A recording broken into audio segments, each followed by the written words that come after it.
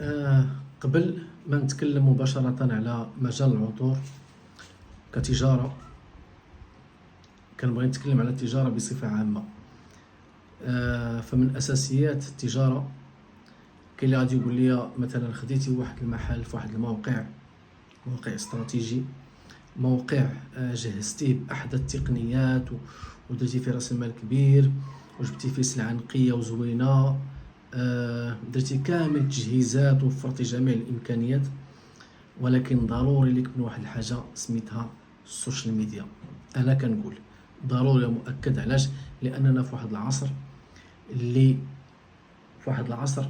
اللي ولا كلشي فيه ميدياتيك، ولا كلشي فيه نيميريك، ولينا في زمن الرقميات.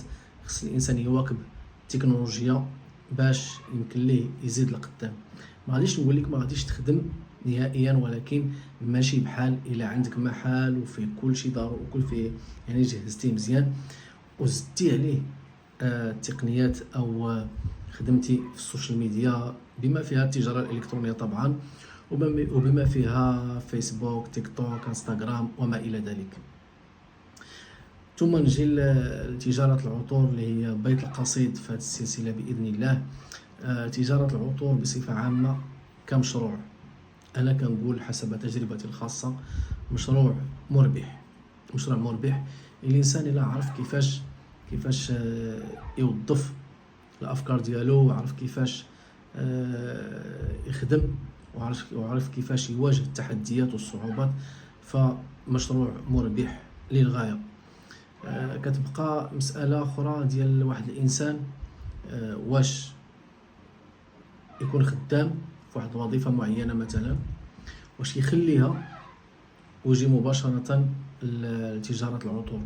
أنا تنقول أفضل شيء الإنسان إلا كان خدام شي وظيفة مزيان يبقى في الوظيفة ديالو، ثم بالتوازي يدير المشروع، يعني يدير المشروع ديال العطور يخدموه بالتوازي.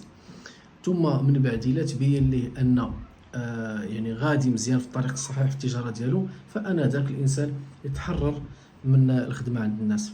كلنا خدمنا عند الناس وتمارسوا علينا ما يعني تمارسوا علينا بزاف ديال الامور، يعني كنخدموا اكثر من الوقت وكنتخلصوا قليل وما كنسمعوش كلمه زوينه احيانا وكل. المهم ما خفاكمش الخدمه في القطاع الخاص ولا حتى في القطاع العام كاين اللي ما لاقيش راحته، ولكن لا الانسان يلتجئ للتجاره فكيكون شيء افضل بكثير. فهنا الانسان الى غادي يبدا ممكن يبدا كاين جوج ديال الامور، يا اما يبدا بمحل تجاري يجهزو ويقومو وما الى ذلك ثم يبدا، يا اما يبدا فقط من الدار. هنا الى غادي يبدا يعني بالمحل ديالو مزيان ولا جمعهم بجوج مزيان. مثلا الا غادي يبدا بالمحل ديالو ضروري خصو يتوقع، يعني كاين مصاريف ديال الكرا، كاين الضو، كاين الويفي، كاين الصير، ممكن يزيد معاه في البدايه واحد يخدم معاه، كاين بزاف ديال الامور، كاين ضرائب، كاين كذا وكذا.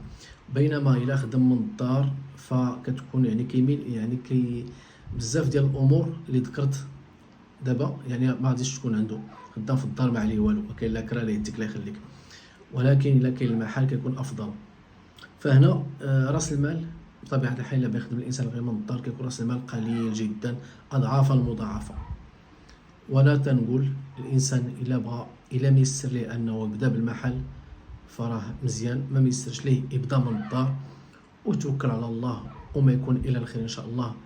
تابعوني، مازال ان شاء الله غادي نواكب معكم، او مازال ان شاء الله كاين كلام كثير جدا غادي نبارطاجيه معكم في هذه السلسله. والسلام عليكم.